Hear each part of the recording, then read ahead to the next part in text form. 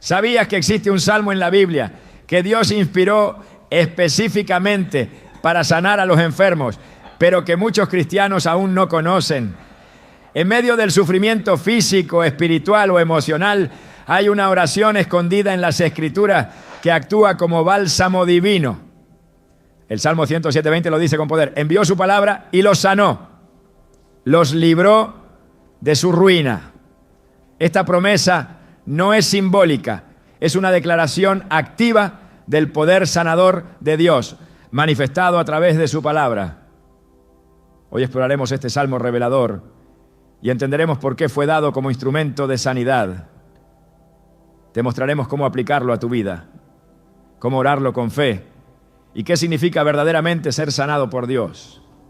Este conocimiento puede cambiar tu manera de ver la enfermedad y sobre todo tu relación con el Dios que sana. ¿Estás listo para entender lo que Dios tiene reservado para ti? Desde tiempos antiguos el ser humano ha buscado alivio para el dolor, consuelo en medio de la enfermedad y una esperanza firme cuando todo parece derrumbarse. Muchos cristianos acuden a la oración, algunos buscan respuestas en los médicos y otros, lamentablemente, se resignan al sufrimiento como una carga inevitable. Pero, ¿y si te dijera que en medio de las páginas de la Biblia existe un salmo específico, enseñado por Dios mismo, que fue inspirado no solo para consolar, sino para sanar de forma activa y sobrenatural? Este salmo ha estado allí desde hace siglos y sin embargo muy pocos lo han comprendido como la herramienta divina que verdaderamente es. Se trata del Salmo 107, una porción de la palabra que es mucho más que poesía hebrea. Es una promesa viva, un decreto de restauración, un canal por donde fluye el poder sanador de Dios. El versículo 20 de este salmo encierra una verdad tan potente que debería resonar en cada corazón creyente. Envió su palabra y los sanó, los libró de su ruina. Esta no es una declaración genérica, es una manifestación del carácter de Dios, quien desde el principio se ha revelado como sanador. La Escritura no dice que envió médicos, ni rituales, ni siquiera estrategias humanas. Dice que envió su palabra, esa palabra que en el Génesis creó los cielos y la tierra. Esa misma palabra que en el Evangelio de Juan se hizo carne y habitó entre nosotros. Esa palabra viva tiene poder no solo para crear, sino para restaurar, reconstruir y sanar. Muchos han leído este salmo sin detenerse a considerar su poder. Lo han recitado en momentos de devoción sin entender que en su interior contiene una estrategia divina para confrontar la enfermedad y clamar por sanidad. Es como una joya escondida en medio de un cofre que ha sido ignorado por generaciones. Pero quienes logran abrirlo y creer en la profundidad de sus promesas pueden experimentar una transformación total, no solo en su cuerpo, sino en su alma y espíritu.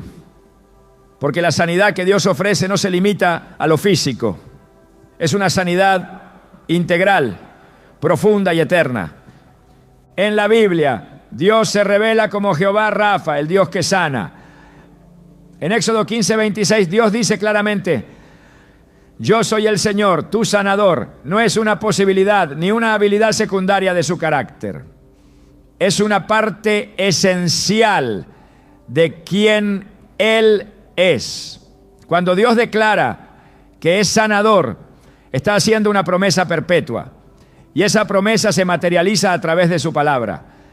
Es por eso que el Salmo 107:20 tiene un poder que no podemos ignorar. Nos revela que la palabra enviada no solo consuela, sino que actúa, penetra, transforma y restaura lo que ha sido quebrado por la enfermedad. La historia del centurión romano en Mateo 8 es una de las ilustraciones más claras de esta verdad. Cuando su siervo estaba gravemente enfermo, él no pidió que Jesús viniera físicamente a su casa. Le dijo: Señor, no soy digno de que entres bajo mi techo. Tan solo di la palabra y mi siervo sanará. Jesús se maravilló de esa fe. Una fe que entendía el poder de la palabra hablada de Dios. Y efectivamente, la palabra fue enviada. Y el siervo fue sanado en ese mismo instante. Esa escena no es una simple anécdota del Nuevo Testamento. Es una confirmación vívida de lo que el Salmo 107 ya había declarado siglos antes. Cuando Dios envía su palabra, algo cambia, algo se sana. ¿Pero por qué? ¿Por qué este salmo no es más conocido como herramienta de sanidad entre los cristianos? Tal vez porque muchos lo han leído como un texto más, sin detenerse a escudriñarlo con hambre espiritual. Otros lo han clasificado como parte de los salmos históricos, sin notar que su propósito va más allá del recuerdo. En realidad, este salmo es una guía espiritual que muestra cómo la misericordia de Dios actúa en diversas situaciones de sufrimiento para el ser humano. En él vemos a personas perdidas, hambrientas, encarceladas, afligidas y enfermas. Y en cada caso, cuando claman al Señor, Él responde con poder. Y la respuesta más extraordinaria se da cuando la aflicción es causada por enfermedad. Dios no les envía recursos humanos, les envía su palabra. Esto nos confronta con una realidad profunda. No hemos aprendido a usar la palabra como medicina espiritual. La hemos citado, la hemos leído, pero no siempre la hemos aplicado con fe y autoridad sobre nuestro cuerpo. Proverbios 4:22 nos recuerda que las palabras de Dios son vida para quienes las hallan y salud para todo su cuerpo. El texto no dice que son solo ideas espirituales ni principios éticos. Dice que son salud, salud real, salud tangible, salud corporal. Dios ha puesto en su palabra una dimensión de sanidad que muchos aún no han explorado. Y cuando la recibimos como tal, puede operar en lo más profundo de nuestras células, de nuestros órganos, de nuestro sistema nervioso, de todo aquello que parece estar dañado o deteriorado. La mujer con flujo de sangre en Marcos 5 comprendió esto de manera instintiva. Ella no tenía una cita con Jesús, no tenía un pasaje directo, pero tenía una convicción: si tan solo toco su manto, seré sana. ¿Y qué es Jesús sino la palabra hecha carne?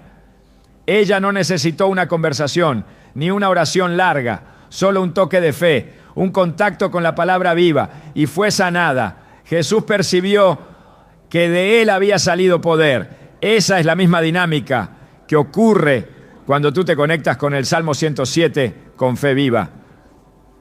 Cuando lo declaras no como un poema antiguo, sino como un canal divino por el cual la sanidad se manifiesta.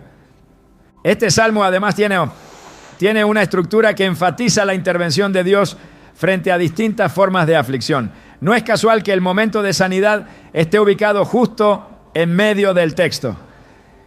Es como si el corazón del salmo latiera al ritmo de ese versículo 20, marcando el punto de mayor intensidad en la acción de Dios a favor de su pueblo.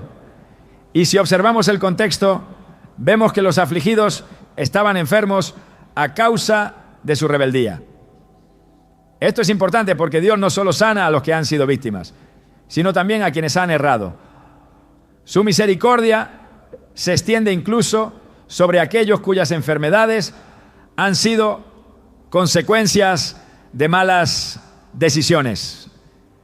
Eso nos habla de un Dios que no espera que seamos perfectos para sanarnos. Solo espera que clamemos a Él. El Salmo dice: entonces clamaron al Señor en su angustia y los salvó de su aflicción. Esta frase se repite 4 veces en todo el texto como un eco que resalta el patrón divino. Clamor seguido de liberación. Y en el caso de la enfermedad, el clamor fue respondido con una palabra enviada. ¿Puedes imaginar lo que significa esto? Que cada vez que un corazón quebrantado se vuelve a Dios, Él no responde con silencio ni con juicio, sino con una palabra de restauración. Esa es la belleza de este salmo. Nos muestra un Dios que escucha, responde y actúa. Un Dios que sana con su voz. Ahora bien, para que esta promesa cobre vida, no basta con leer el salmo como un ritual. Es necesario abrazarlo con una fe que reconoce el poder de la palabra. Hebreos 4:12 declara: porque la palabra de Dios es viva y eficaz, y más cortante que toda espada de dos filos. Esa palabra no es pasiva, es eficaz, es viva y penetra hasta lo más profundo. Cuando tú tomas el Salmo 107 y lo haces parte de tu oración, cuando lo proclamas sobre tu cuerpo, estás liberando esa espada espiritual que puede cortar toda raíz de enfermedad, todo diagnóstico, todo pronóstico, todo dolor oculto que la ciencia no ha podido resolver.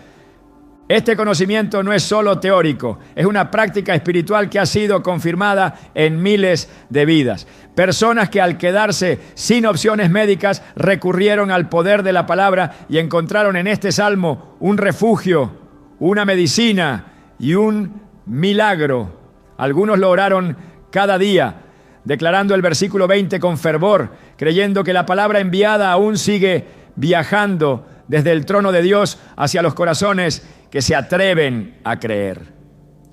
Y fueron sanados, no por mérito humano, sino por el poder que brota de un Dios que cumple lo que promete.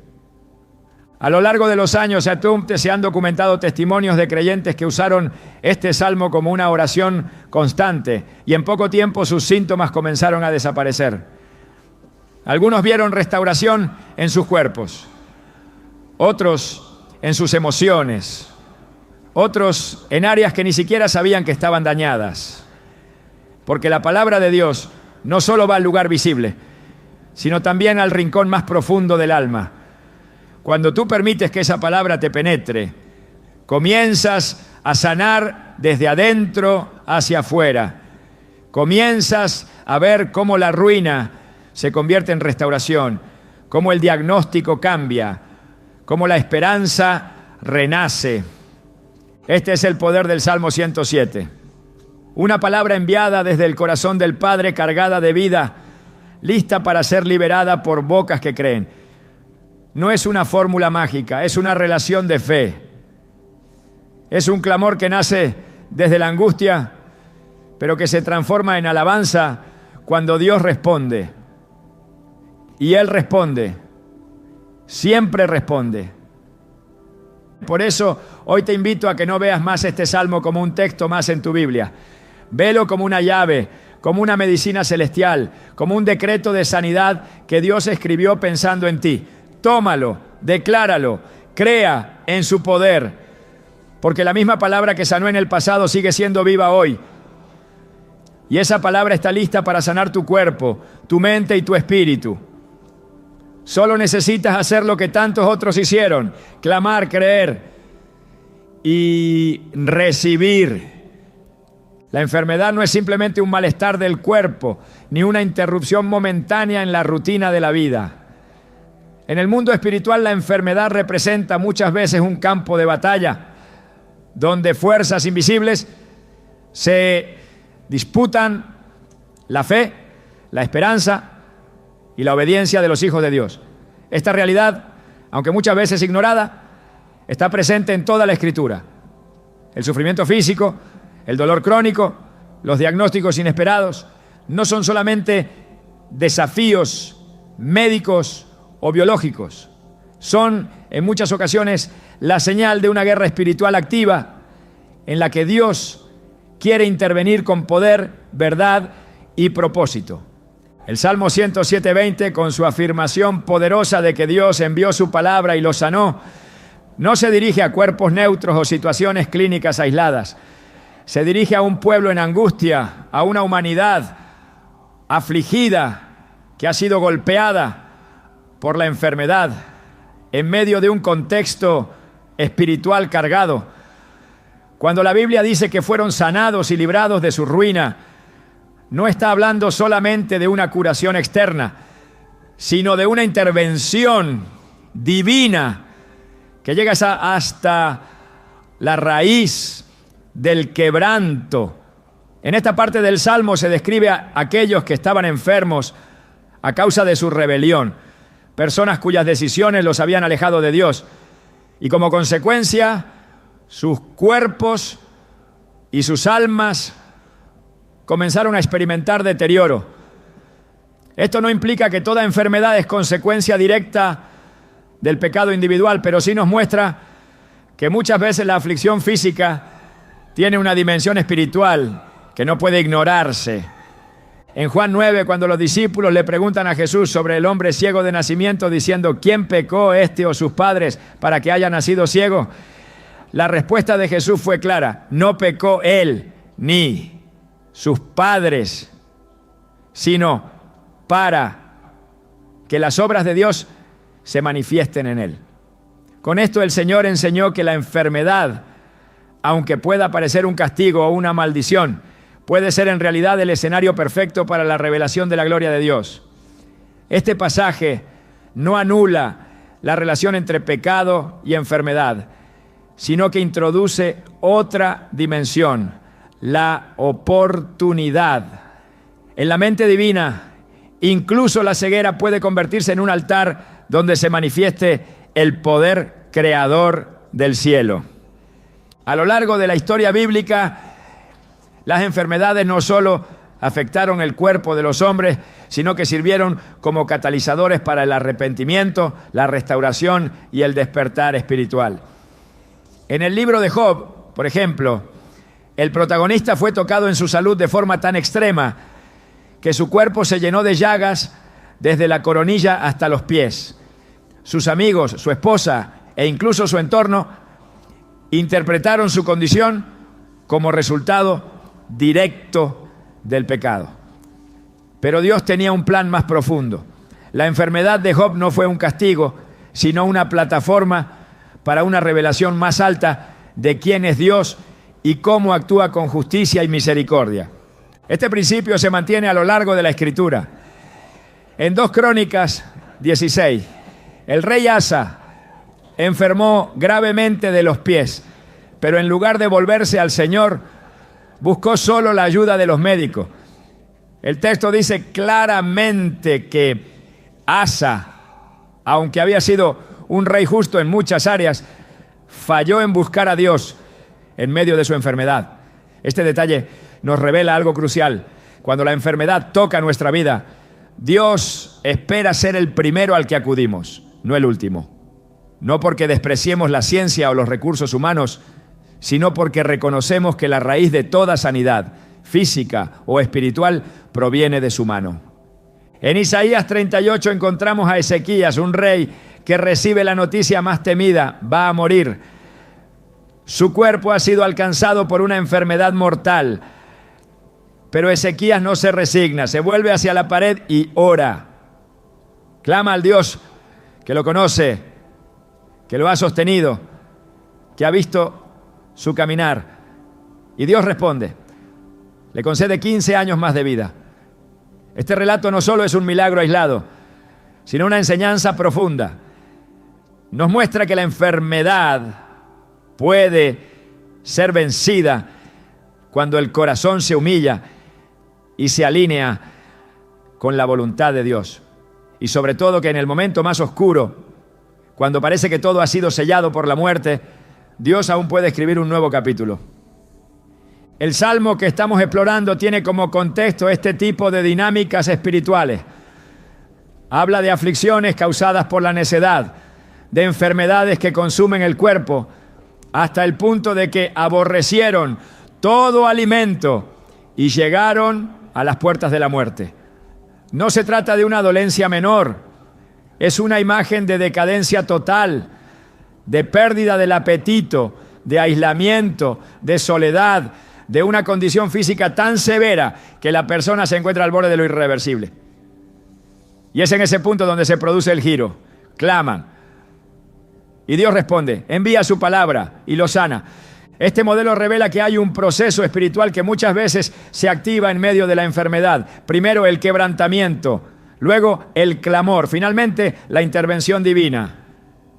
Cada paso tiene su función. El quebrantamiento hace callar el orgullo. El clamor abre los cielos. La intervención revela el corazón compasivo del Padre. No es un patrón automático, sino un diseño espiritual.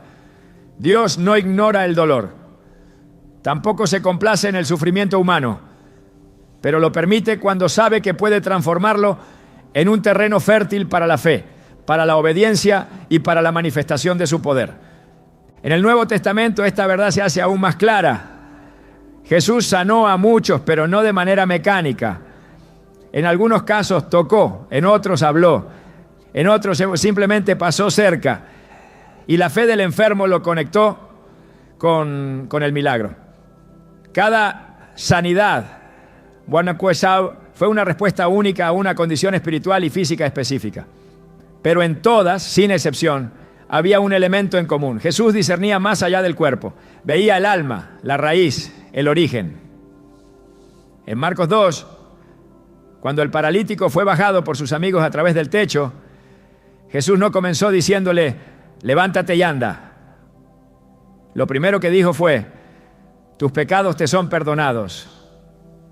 Porque aunque el cuerpo estaba paralizado, había una necesidad más urgente en el espíritu. Jesús no ignoró la parálisis. También la sanó, pero primero trató el corazón. Esta secuencia nos enseña que la verdadera sanidad comienza adentro. Es espiritual antes que física. Es interior antes que externa. Por eso, cuando el Salmo 107 declara que Dios envió su palabra y lo sanó, no está hablando únicamente de la desaparición de síntomas, sino de una obra completa, redentora, transformadora. La sanidad de Dios es un acto de restauración integral que va más allá del alivio temporal. Es la recuperación del diseño original, la vuelta al propósito, la limpieza del alma y la renovación del cuerpo en un solo acto de gracia. Esta perspectiva cambia la manera en que enfrentamos la enfermedad. Ya no como víctimas del azar ni como simples cuerpos sometidos a procesos biológicos, sino como hijos de Dios en medio de una prueba espiritual. Una prueba que, lejos de alejarnos del Padre, puede acercarnos más que nunca a su presencia. Porque en la enfermedad aprendemos a depender, a escuchar, a clamar con un corazón que ha sido despojado de autosuficiencia. En ese estado, la oración se vuelve más sincera, la fe más pura y la búsqueda más genuina. Dios no es indiferente al sufrimiento humano. Jesús, al ver a las multitudes enfermas y desamparadas, fue movido a compasión. Esa compasión sigue viva hoy, sigue fluyendo desde su corazón hacia cada hijo que sufre. Pero también espera algo de nosotros. Un reconocimiento de que la enfermedad no es solo un desafío físico, sino una llamada al altar, una invitación a entrar en un terreno sagrado donde Él se revela como sanador. El enemigo muchas veces usa la enfermedad para sembrar miedo, para robar la esperanza, para minar la fe. Pero Dios, en su soberanía, puede usar esa misma circunstancia para forjar carácter, para levantar una nueva dimensión de dependencia, para demostrar que su poder no tiene límites. El cuerpo puede estar débil, pero el espíritu puede fortalecerse. Y en ese fortalecimiento, la sanidad encuentra un canal. En la carta a los Corintios, el apóstol Pablo habla de un aguijón en la carne que le fue dado para que no se enalteciera. Él clamó 3 veces para que Dios lo quitara, pero la respuesta del Señor fue, bástate mi gracia, porque mi poder se perfecciona en la debilidad. Este pasaje ha sido malinterpretado muchas veces como una aceptación pasiva del sufrimiento, pero en realidad es una revelación profunda. Dios no se desentiende del dolor. En algunos casos decide no quitarlo inmediatamente, porque hay un propósito mayor en medio de él. Pero aún entonces, su gracia es suficiente. y su poder sigue siendo real. Este entendimiento nos permite enfrentar la enfermedad no con resignación, sino con discernimiento espiritual. Nos ayuda a ver más allá del síntoma y a escuchar lo que Dios está diciendo en medio del proceso. Porque muchas veces la enfermedad nos silencia lo suficiente como para escuchar la voz del cielo. Nos detiene para que podamos volver a enfocarnos. Nos obliga a mirar hacia adentro y a examinar el estado de nuestro corazón. Y cuando respondemos con humildad, con clamor, con fe, Dios envía su palabra y esa palabra produce lo que declara. En el libro de Isaías, capítulo 55, el Señor afirma: así será mi palabra que sale de mi boca. No volverá a mí vacía, sino que hará lo que yo quiero y será prosperada en aquello para lo que la envié. Esta es una promesa firme. Cuando Dios envía su palabra, algo cambia, algo se alinea, algo se restaura. Por eso el Salmo 107 tiene tanto peso, porque no es una sugerencia poética, es una afirmación de lo que Dios ya ha hecho y sigue haciendo hoy. La enfermedad puede ser un campo de batalla, pero también puede ser un altar. Puede ser un arma del enemigo, pero también una herramienta de Dios. Puede destruir, pero también puede purificar. Todo depende de cómo respondamos. Si clamamos, si nos humillamos, si buscamos su rostro, su palabra será enviada. Y cuando eso ocurre, la sanidad deja de ser una esperanza lejana y se convierte en una realidad tangible, poderosa y eterna. Dios no ha cambiado. Su palabra no ha perdido eficacia.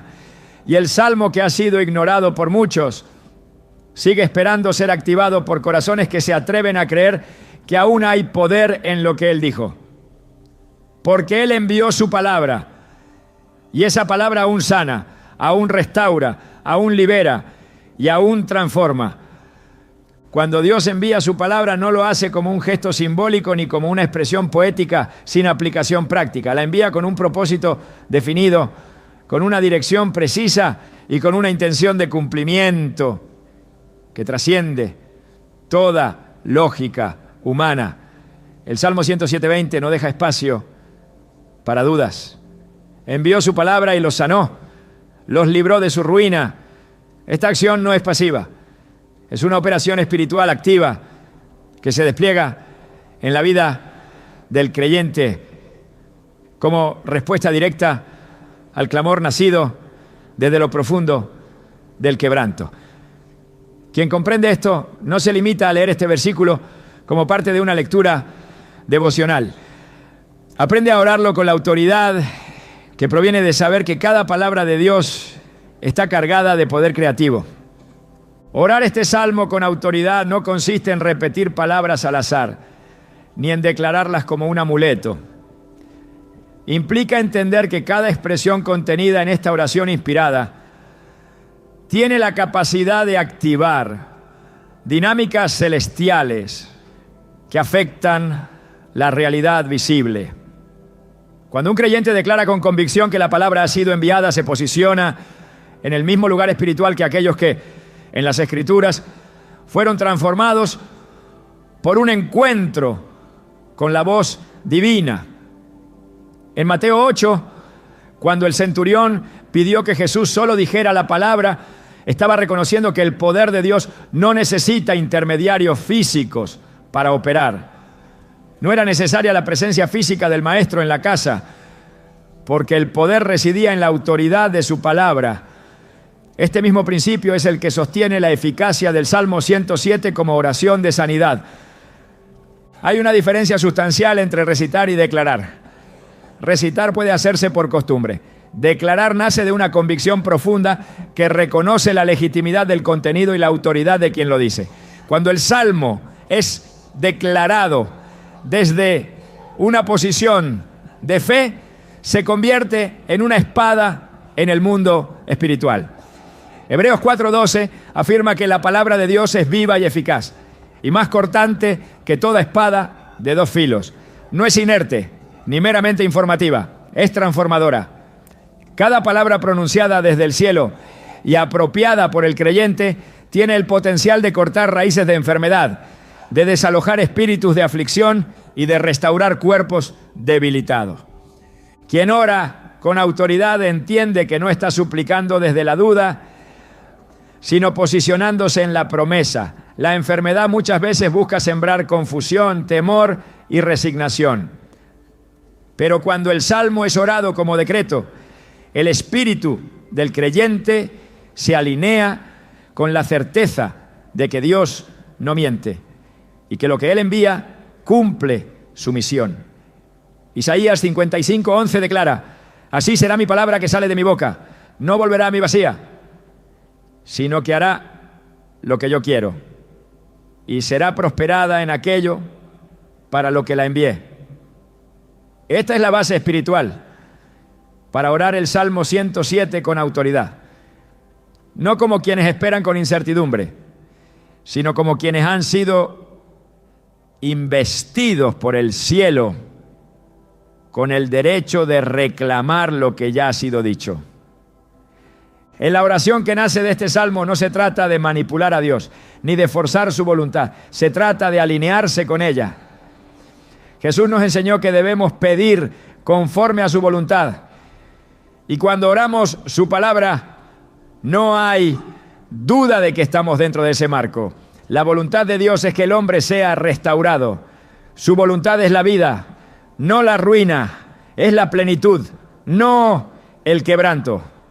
El Salmo 107 testifica de un Dios que responde al clamor del enfermo, no con condena, sino con rescate.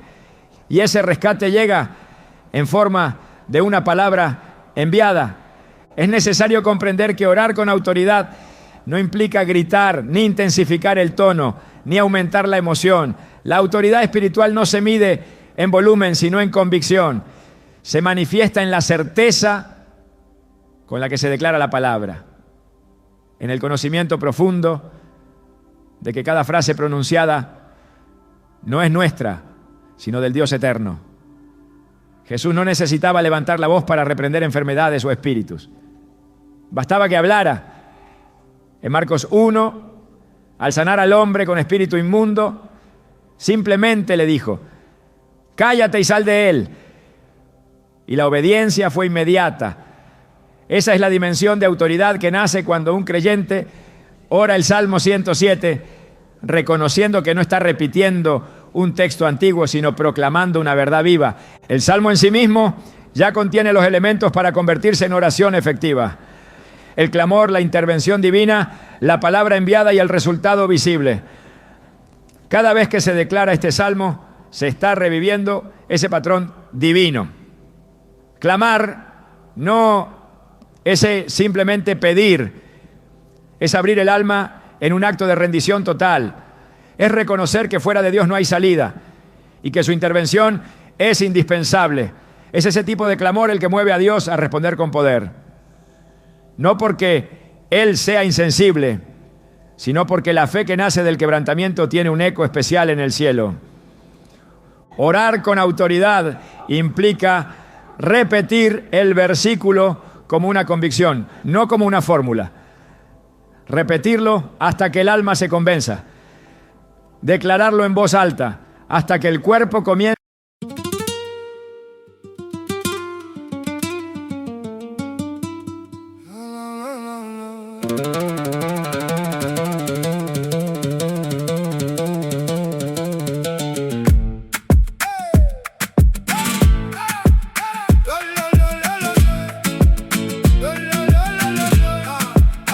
Sous le pont j'ai gardé le feu, dans mes mains, dans mes os, dans mes vœux. Il parlait fort, moi j'étais loin, le cœur fermé, la rue dans le coin. J'ai vu la peine avec ses dents, j'ai vu l'hiver gratter le vent. Mais j'ai tenu, j'ai pas cédé, même quand tout voulait me plier. Dis-moi qui me fera tomber, comme mon ombre brûle encore d'avancer. Dis-moi qui va me faire. I almost said it on the way back home, but the words got stuck in my throat. You looked at me like nothing was wrong, so I let it go. We laughed about some random thing, like we were slowly fading out. Funny how we both can feel it, but never talk it out. It's always easier pretending than watching something end. We keep the peace in silence, like it's a better friend. I almost said it, but I didn't. Now it's hanging in the air. We act like nothing's different, but it's everywhere. I almost said it.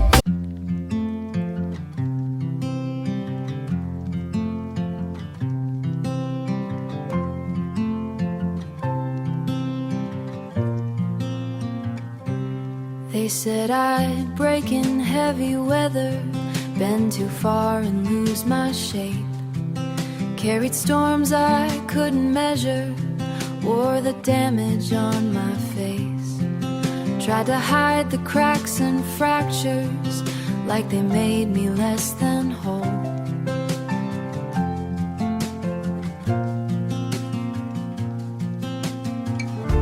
But every line just traced the map of everywhere I've grown. I was waiting for a rest.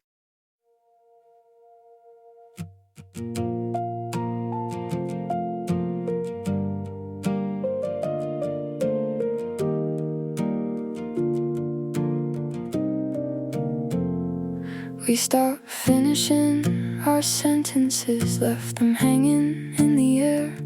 Used to talk till morning came, now there's nothing there.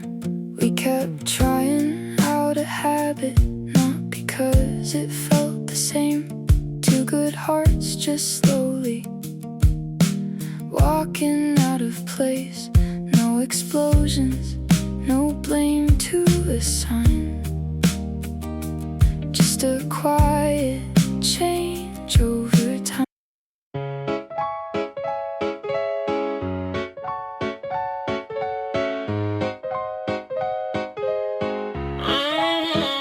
I wake up tired before the day starts. Coffee cold, same loop, restart.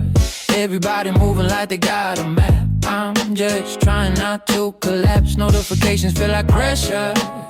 Even silence got weight now. Smiling just to look better while I'm falling through the crowd. They say you're doing fine, just keep it up. But they don't see what it costs. If this is what it takes to win, I think I'm already lost. I got a burnout halo, glowing under broken sleep.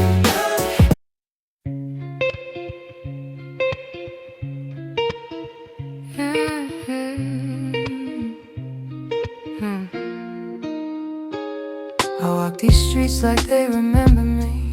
Neon signs blinking out my history. Same old cafe, same empty seat, but nothing here feels like it knows me. Phone in my hand, but I don't call back. Voices fade in the train track crack. Everybody's moving too fast. I'm stuck in a place I can't outlast it. Every corner feels like deja vu, like I've been lost here way too long. Even the silence hums your tune, but I can't tell what went wrong. This city knows my name too well, but never asked.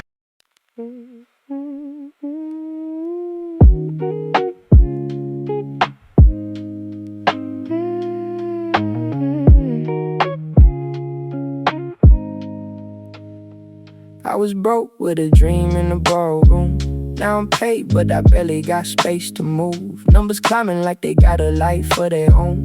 Funny how it feels quieter when you're known. Used to pray for a check just to pay my dues. Now I'm checking my soul, got less to lose. Every dollar got a story I can't erase. Every win got a shadow I gotta face. I bought time, but I sold my nights. Chased the glow, now I miss the light. What's the worth if I lose my name in the balance sheet again? What's the cost? You want a house with quiet mornings. I want airports and open sky. We talk like we're still alive, but I see it drifting in your eyes. Same love, different direction. Same truth, different design.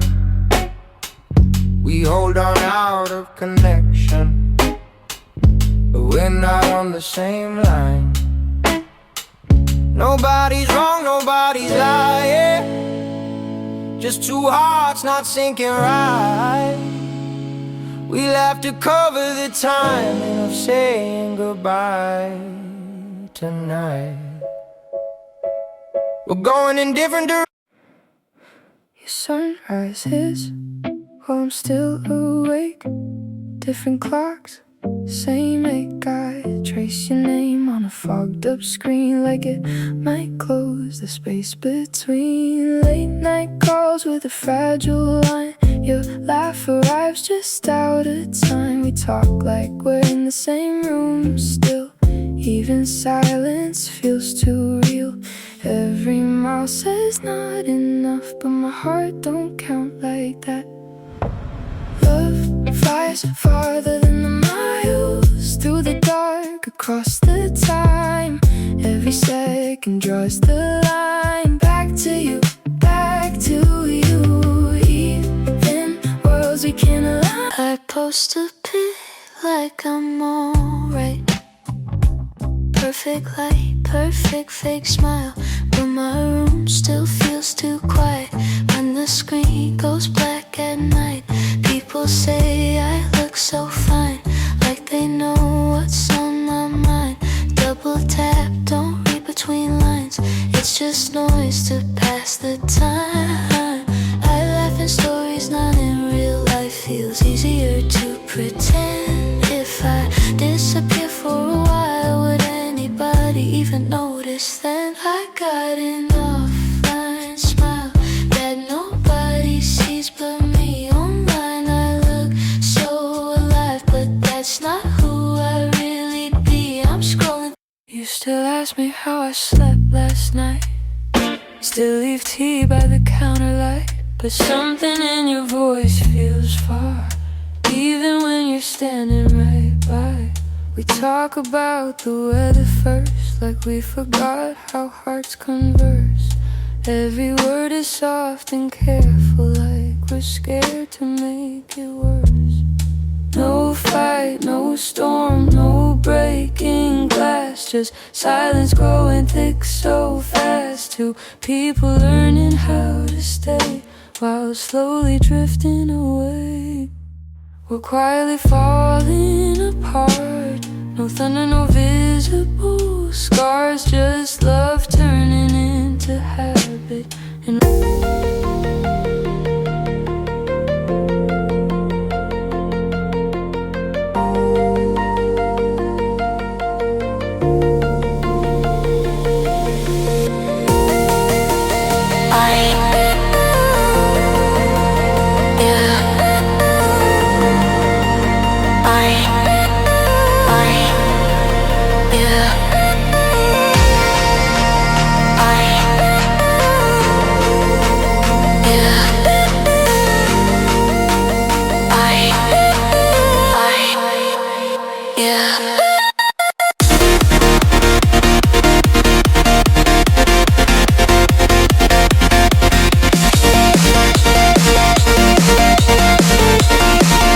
alinearse con la verdad de la palabra. Proverbios 18, 21 dice: la muerte y la vida están en poder de la lengua. Lo que se dice tiene peso. Y cuando la lengua del justo declara la palabra de Dios, se activan realidades espirituales que afectan lo natural. No se trata de una mentalidad triunfalista ni de una fe vacía que niega la realidad. Se trata de una fe madura que reconoce la enfermedad, pero no se somete a ella, que la enfrenta no con resignación, sino con la certeza de que la palabra tiene el poder para revertirla.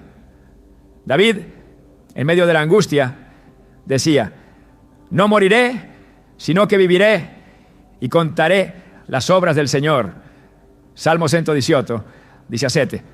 No ignoraba el peligro, no negaba su situación, pero elegía declarar vida, porque entendía que en la declaración de la palabra había una fuerza mayor que la del dolor, que la del diagnóstico, que la del miedo. Cada vez que un creyente ora este salmo con fe, está colaborando con el cielo para abrir una puerta espiritual sobre su vida. Esa puerta permite que la palabra enviada por Dios penetre no solo el cuerpo, sino el espíritu.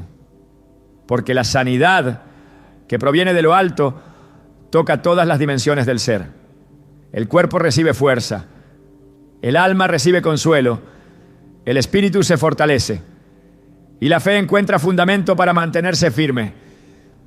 Incluso cuando el proceso parece lento o el resultado no es inmediato, Dios honra su palabra, no porque estemos en condiciones de exigirle, sino porque Él mismo ha establecido su compromiso con ella. En Números 23:19 se declara: Dios no es hombre para que mienta, ni hijo de hombre para que se arrepienta. ¿Acaso dice y no hace? ¿Habla y no cumple? Este principio es la base de toda oración con autoridad. Quien ora el Salmo 107 entendiendo esto no depende de emociones fluctuantes, sino de una verdad eterna. La palabra ha sido enviada, la sanidad ha sido declarada, la ruina ha sido enfrentada, y el Dios que habló no cambiará de parecer. Incluso cuando el cuerpo no muestra mejoría inmediata, la oración basada en este salmo continúa operando, porque no depende de la percepción humana, depende de la fidelidad de Dios. En muchas ocasiones la obra espiritual antecede a la manifestación física. La raíz de la enfermedad comienza a ser quebrada en lo invisible antes de que se perciba en lo externo. Por eso es necesario persistir, orar una y otra vez, declarar el versículo en momentos de debilidad, recordar en medio de la noche que la palabra ha sido enviada y que ella no volverá vacía. La repetición constante de este salmo, no como un ritual, sino como un acto de fe, refuerza la verdad en el corazón del creyente. Romanos 10:17 dice que la fe viene por el oír, y el oír por la palabra de Dios. Cada vez que se declara el Salmo 107:20, la fe se fortalece, la mente se renueva, el alma se estabiliza, el cuerpo comienza a percibir una nueva atmósfera espiritual, no por mérito humano, sino porque el Espíritu de Dios honra su verdad. Enfrentar la enfermedad con la palabra no significa ignorar los medios naturales. Significa poner la confianza suprema en lo que Dios ha dicho.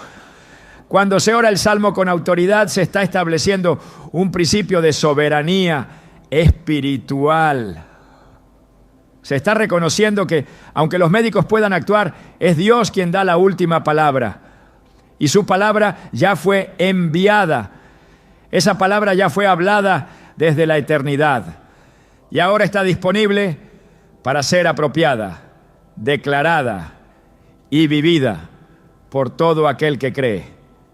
Por eso es fundamental que el creyente aprenda a orar el Salmo 107 desde un lugar de convicción, no de costumbre. Que lo medite hasta que cada palabra penetre, que lo declare hasta que el ambiente espiritual comience a cambiar. Que lo haga parte de su respiración diaria, de su pensamiento continuo, de su diálogo interior. Porque cuanto más se internaliza la palabra, más espacio se le da a la sanidad para manifestarse, no como algo distante, sino como una realidad presente que se activa desde lo profundo. Orar con autoridad es asumir el lugar que Dios ha dado a sus hijos. Es hablar no desde la desesperación, sino desde la confianza. Es posicionarse en la promesa con la certeza de que el cielo respalda cada palabra que ha salido de la boca de Dios.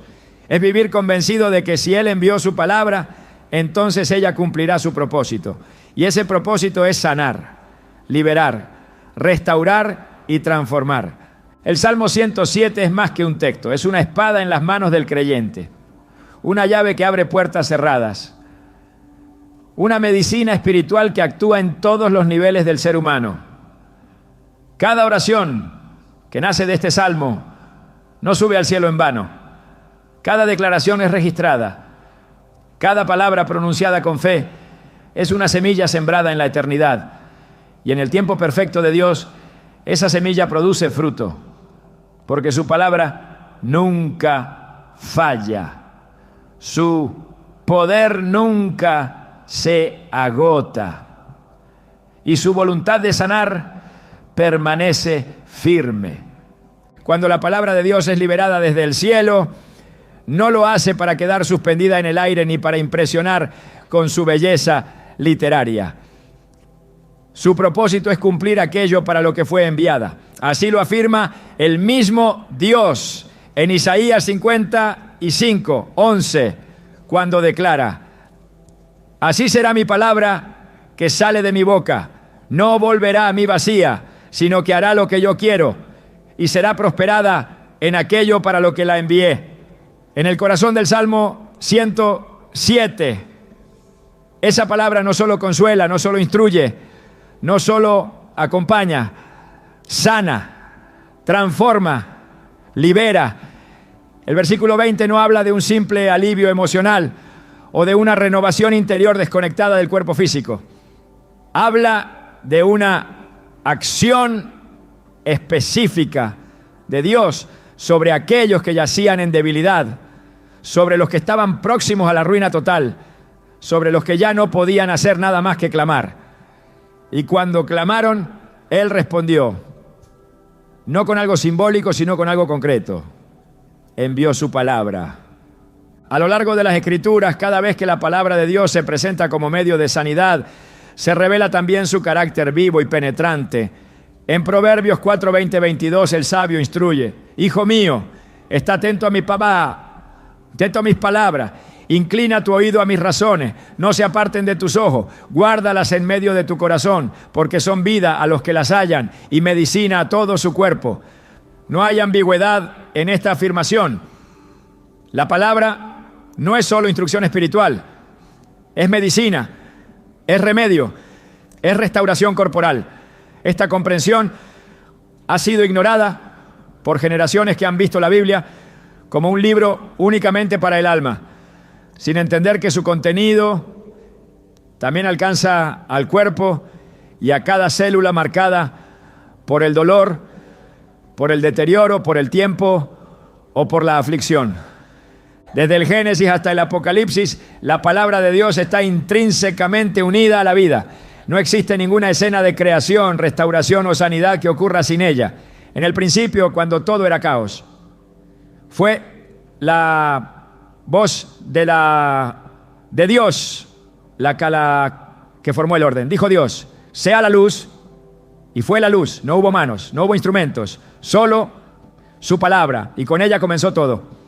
Este patrón no se detuvo en la creación. A lo largo del Antiguo Testamento, Dios intervino con su palabra en momentos donde la vida estaba amenazada, y lo hizo no como un recurso secundario, sino como el primer acto de rescate. En el libro de los Salmos, esa voz sigue siendo el centro de la intervención divina. El Salmo 107 lo plasma con una claridad que no necesita interpretación compleja. Aquellos que estaban a punto de morir, que habían perdido el deseo de vivir, que aborrecían todo alimento, clamaron al Señor, y Él no respondió con silencio, no respondió con fórmulas, no respondió con ángeles, ni con ritos, ni con señales externas. Respondió con su palabra, una palabra enviada, una palabra que sanó, una palabra que libró. Y en esa declaración se encierra la naturaleza del Dios que no observa el sufrimiento desde la distancia, sino que se involucra con poder. En el Nuevo Testamento esta dinámica no solo continúa, sino que se intensifica. Porque esa palabra que había sido enviada por siglos en forma de voces proféticas, finalmente se hizo carne. En Juan 1:14 se afirma, y Aquel verbo fue hecho carne y habitó entre nosotros. La palabra que sanaba ahora tenía un rostro. Esa palabra caminaba, enseñaba, tocaba, y cuando hablaba la enfermedad retrocedía. No porque pronunciara conjuros, sino porque su voz era la misma que habló en el principio. Cuando Jesús le dijo al paralítico: levántate, toma tu lecho y anda, la enfermedad no tuvo otra opción más que obedecer. La parálisis no podía resistir la autoridad de quién es la palabra viva. No se trataba de una oración repetida. Era la declaración directa de aquel que sustenta todas las cosas con el poder de su palabra. En Lucas 7, el centurión, que comprendía este principio, pidió a Jesús que no fuera a su casa, que solo dijera una palabra, su siervo sería sanado. Jesús se maravilló, no por la súplica, sino por la fe que entendía la estructura del reino. Una palabra era suficiente. No se necesitaba contacto físico. No se requería presencia inmediata. Solo una palabra. Esta historia no solo ilustra la autoridad de Cristo, sino que conecta directamente con la declaración del Salmo 107. Una palabra enviada, una palabra que atraviesa la distancia, una palabra que actúa. Más adelante, en Juan 11, ante la tumba de Lázaro, Jesús no usó más que su voz. Lázaro, ven fuera, y el que estaba muerto salió. Esta escena muestra la culminación de lo que la palabra puede hacer. No solo sana cuerpos enfermos, sino que resucita cuerpos muertos. La palabra no conoce límites, no distingue entre fiebre o tumores, entre dolencias emocionales o físicas, entre cuerpos vivos o cadáveres. Donde hay una palabra enviada por Dios, hay posibilidad de restauración. No por la condición del receptor, sino por la naturaleza del emisor. Cada milagro en el ministerio de Jesús nos lleva de regreso al Salmo 107, porque en cada caso hay un clamor y en cada respuesta una palabra. Esa palabra no fue dada como un evento aislado del pasado, sino como un modelo eterno. El mismo Cristo resucitado envió a sus discípulos con una misión clara: predicar la palabra, sanar a los enfermos, echar fuera demonios. La palabra predicada no era solo doctrina, era un canal de poder. Marcos 16:20 lo afirma. Y ellos salieron y predicaron en todas partes, ayudándoles el Señor y confirmando la palabra con las señales que la seguían. Las señales seguían la palabra, no la precedían, porque la palabra abría el camino. En el libro de los Hechos, Pedro y Juan suben al templo y se encuentran con un cojo de nacimiento. No tenían oro ni plata, pero sí tenían algo más valioso: la palabra de autoridad en el nombre de Jesús. Levántate y anda. Y el milagro ocurrió. La enfermedad fue vencida no por un objeto, ni por una técnica, sino por una declaración basada en la palabra, enviada desde el cielo. Este es el modelo que permanece.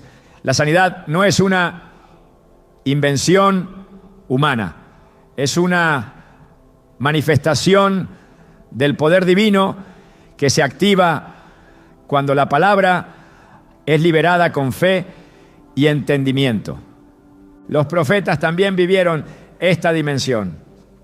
Elías, enfrentando una nación enferma por la idolatría, pronunció palabras que afectaron el clima, la economía y el alma del pueblo. Eliseo, al recibir el manto, también recibió una medida de esa voz que transformaba la realidad. No eran palabras vacías, eran palabras llenas del respaldo divino, palabras enviadas. Y cada vez que eran liberadas, la tierra cambiaba, los cuerpos eran restaurados, las viudas eran consoladas, los muertos resucitaban. Este patrón es constante porque refleja el carácter inmutable de Dios. Lo que hizo con Israel lo hizo también en la iglesia primitiva. Y lo que hizo con ellos sigue haciéndolo hoy. No porque estemos a la altura de los antiguos profetas, sino porque el poder sigue siendo el mismo, la palabra sigue viva y Dios no ha cambiado. Hebreos 13:8 declara que Jesucristo es el mismo ayer y hoy y por los siglos. Y si su palabra sanaba entonces, lo hace ahora. Si libraba de la ruina entonces, lo sigue haciendo hoy. Porque el Verbo que fue hecho carne sigue hablando desde lo alto. Y cada vez que uno de sus hijos declara esa palabra con fe, las tinieblas retroceden, la enfermedad se desestabiliza y el cielo se manifiesta. El Salmo 107 no es una pieza literaria para ser admirada. Es una declaración de guerra contra la enfermedad. Es un manifiesto del cielo para el hombre caído. Es una línea directa entre el clamor del alma y la respuesta de Dios. En cada generación Dios ha respondido con su palabra. Y en cada generación aquellos que la reciben con fe experimentan los mismos frutos: vida, sanidad, libertad, restauración. No hay excepción. No hay condición física que quede fuera del alcance de esa palabra. Porque cuando Dios habla, lo que está torcido se endereza, lo que está roto se recompone, lo que está muerto vuelve a respirar. Y todo comenzó con un clamor, un acto de rendición, una voz desde el fondo del alma diciendo: Señor, sálvame. Y desde lo alto una palabra cruzó los cielos. No necesitó ángeles, no necesitó rituales, solo necesitó ser enviada. Porque cuando Dios envía su palabra, todo cambia. Todo responde, todo se ordena. Porque su voz es ley, su voz es poder, su voz es vida. El Salmo 107 no fue escrito solo para los tiempos antiguos, fue escrito para hoy. Para aquellos que aún se atreven a creer que la palabra enviada no ha perdido su eficacia. Para los que saben que la Biblia no es solo un libro, sino una fuente inagotable de intervención divina. Para los que entienden que cada versículo puede convertirse en una herramienta de sanidad, en un canal de restauración, en una medicina directa del cielo. Y entre todos los versículos hay uno que arde con un fuego especial, uno que ha sido ignorado por muchos, pero que contiene una de las verdades más poderosas jamás escritas. Envió su palabra y los sanó, los libró de su ruina. Esa no es solo una frase, es una promesa activa, una promesa vigente, una promesa que espera ser abrazada, proclamada y vivida por aquellos que no se conforman con leer la Biblia, sino que la viven, que no se limitan a estudiarla, sino que la declaran, que no solo la memoricen, sino que la sueltan con la autoridad de quienes han entendido que la voz de Dios, cuando es enviada, nunca falla. Y si esa palabra ha sido enviada, entonces la sanidad también. Si ha salido de la boca de Dios, entonces también ha tocado la tierra. Porque su voz no se queda en el cielo. Desciende, actúa, restaura. Hoy sigue hablando, hoy sigue sanando, hoy sigue librando. Porque la palabra enviada aún no ha regresado. Todavía está cumpliendo su propósito y tú puedes ser testigo de ello. La palabra de Dios ha sido enviada, pero no todos la reciben con el corazón preparado. El Salmo 107 declara una verdad incuestionable, que aquellos que clamaron fueron sanados por medio de esa palabra divina.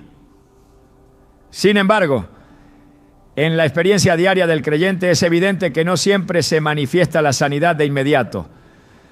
La Biblia no es ambigua al respecto. En muchos pasajes deja claro que no toda tierra es fértil para la semilla, ni todo corazón está abierto para que la palabra eche raíces. Y es en este punto donde surgen los obstáculos espirituales. No externos, no visibles, sino internos, sutiles, muchas veces escondidos, pero reales. Y aunque el poder de Dios es ilimitado, Él ha decidido operar dentro de un principio espiritual. La cooperación del hombre con su voluntad. Cuando el corazón se endurece, la palabra enviada puede ser oída, pero no será abrazada. Cuando el alma está saturada de incredulidad, temor o pecado no confesado, la promesa no es rechazada por la boca, pero sí por la vida. En Marcos 6, Jesús mismo no pudo hacer muchos milagros en su propia tierra por causa de la incredulidad. Él, que con una palabra resucitaba a los muertos y abría los ojos de los ciegos, se encontró con un ambiente que limitó la manifestación de su poder, no porque él no quisiera sanar, sino porque el corazón del pueblo estaba cerrado. El mismo verbo de Dios, caminando entre ellos, fue neutralizado por una atmósfera espiritual contaminada. Esa escena no solo es un hecho histórico, es una advertencia. La incredulidad no es una debilidad emocional, es una barrera espiritual que bloquea lo que el cielo desea liberar. En Hebreos 3:12, el autor exhorta a los creyentes diciendo: mirad, hermanos, que no haya en ninguno de vosotros corazón malo de incredulidad para apartarse del Dios vivo. No habla de una falta de conocimiento, sino de una disposición interna que se opone a la fe. Porque creer no es simplemente aceptar con la mente, es abrir la vida entera a la intervención divina. Cuando el creyente permite que la duda se asiente, cuando el corazón empieza a medir la fidelidad de Dios con base en experiencias pasadas, cuando el alma se rinde al razonamiento más que a la revelación, entonces la palabra sigue siendo poderosa, pero no encuentra un lugar donde operar. Otro obstáculo que impide que la palabra sane es la falta de perdón. En Mateo 6:14-15, Jesús deja en claro que nuestra relación con Dios está profundamente entrelazada con la manera en que tratamos a los demás. Un corazón que guarda resentimiento, que se niega a soltar la ofensa, es un corazón que permanece cerrado a la gracia restauradora. No porque Dios haya cambiado su voluntad de sanar, sino porque la amargura contamina el canal por el que la sanidad fluye. Un corazón limpio es tierra fértil para la palabra, pero un corazón contaminado por la falta de perdón se vuelve estéril, incapaz de recibir lo que ya ha sido enviado. El orgullo también se convierte en una barrera. Cuando el hombre confía en sus propias fuerzas, cuando busca soluciones por todos lados menos en Dios, cuando intenta mantener el control sin rendirse por completo, entonces la intervención divina se retrasa. En 2 Crónicas 7:14, Dios establece una condición clara: si se humillare mi pueblo. La humillación precede a la restauración, no porque Dios disfrute la postración del hombre, sino porque solo en la humildad se abre el espacio para que la gloria de Dios se manifieste. Cuando el corazón se rinde, cuando los planes personales se dejan a un lado, entonces la palabra encuentra espacio para obrar. No se puede olvidar tampoco la importancia de la obediencia. En el Salmo 107, los enfermos estaban en esa condición a causa de su rebelión y de sus maldades. Pero el texto no termina ahí. Dios no los abandonó. Cuando clamaron, Él respondió. Esto demuestra que el arrepentimiento sincero tiene el poder de revertir el juicio y de abrir el camino para la sanidad. No hay pecado tan profundo que impida la intervención de Dios. Si el corazón vuelve a Él con sinceridad. Pero cuando el creyente insiste en caminar en desobediencia, cuando escucha la palabra pero no la pone por obra, entonces el ciclo de ruina se prolonga. En Santiago 1:22 se nos exhorta: sed hacedores de la palabra y no tan solamente oidores, engañándoos a vosotros mismos. El autoengaño espiritual es una de las trampas más sutiles. Escuchar sin obedecer es igual a rechazar. Y un corazón que rechaza, aunque sea en silencio, no puede recibir la plenitud de lo que la palabra promete. El Salmo 107 presenta una solución clara. Clamaron, no discutieron, no justificaron, no negociaron, clamaron. Y Dios en su misericordia respondió con una palabra. Esa palabra sigue vigente, pero para que su poder se manifieste es necesario remover todo aquello que la obstaculiza. No para manipular a Dios, sino para abrir el corazón completamente a su obrar. La enfermedad en muchos casos no es el mayor problema. Lo que la perpetúa es el estado del alma. Por eso, más que buscar un milagro inmediato, el creyente debe permitir que la palabra escudriñe su interior. Porque cuando el terreno es limpiado, la semilla germina. Y cuando la semilla germina, el fruto de la sanidad no tarda en manifestarse. Cuando la palabra ha sido enviada y el corazón ha sido preparado, la sanidad ya no es solo una promesa esperada, sino una realidad que transforma desde adentro hacia afuera.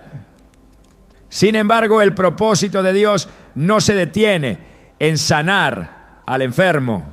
Su plan va más allá de la restauración individual. A quienes han recibido vida, Él les confía una nueva misión: convertirse en portadores de esa misma palabra que sana, en instrumentos de su poder y en canales vivos de su compasión.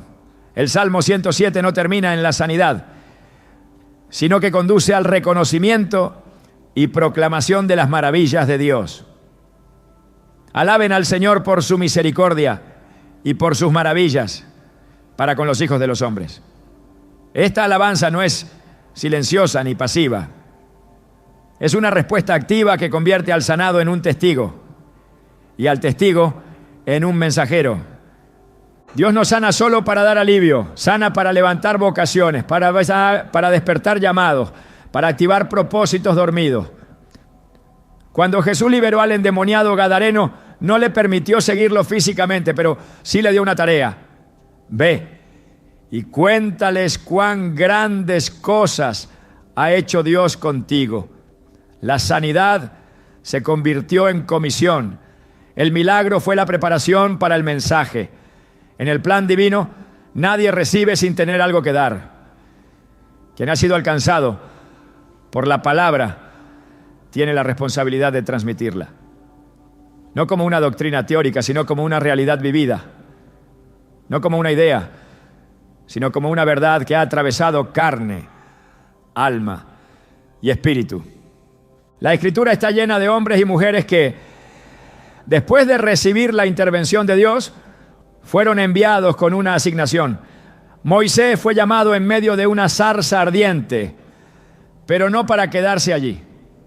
Fue enviado a liberar. Isaías fue purificado con un carbón encendido, pero inmediatamente después escuchó la voz que preguntaba: ¿a quién enviaré? Cuando Dios toca, también llama. Cuando restaura, también comisiona. Cuando sana, también entrega una misión. El creyente que ha sido restaurado por la palabra no puede quedarse en silencio. Ha recibido un depósito sagrado que debe ser compartido. Pablo declara en 2 Corintios 4:13: creí, por lo cual hablé. La fe verdadera no se guarda, se comunica. La sanidad no se archiva, se proclama. La palabra que fue enviada para sanar a uno puede ser anunciada para sanar a muchos. Dios no necesita multitudes para comenzar un movimiento. Solo necesita uno que crea y que hable. Uno que haya probado el poder de la palabra y que se atreva a anunciarla con convicción. Jesús envió a sus discípulos a predicar el evangelio, sanar enfermos y echar fuera demonios. Lo que habían visto, lo que habían oído, lo que habían tocado, eso debían transmitir. No se les pidió que esperaran perfección, se les pidió que obedecieran. De la misma manera, hoy quien ha experimentado la obra restauradora del Salmo 107 está llamado a compartir esa verdad con quienes aún viven en desesperanza. no para atribuirse méritos, sino para exaltar al Dios que sana. No para impresionar, sino para inspirar fe. Porque cada vez que alguien proclama esta palabra, vuelve a ser enviada. Y cada vez que es enviada con fe, cumple su propósito. El mundo necesita hombres y mujeres que proclamen con autoridad que hay un salmo que Dios enseñó para sanar, que esa palabra sigue viva, que no ha perdido su poder, que sigue siendo luz en la oscuridad, medicina en el quebranto y refugio en el dolor. El Salmo 107 no fue escrito para ser admirado en el silencio de una devoción privada. Fue dado para ser vivido y una vez vivido, para ser compartido. La voz de Dios no se limita a los profetas antiguos ni a los apóstoles del pasado. Habla hoy por medio de los que han sido alcanzados por su palabra. Y esa voz sigue enviando, sigue sanando, sigue levantando.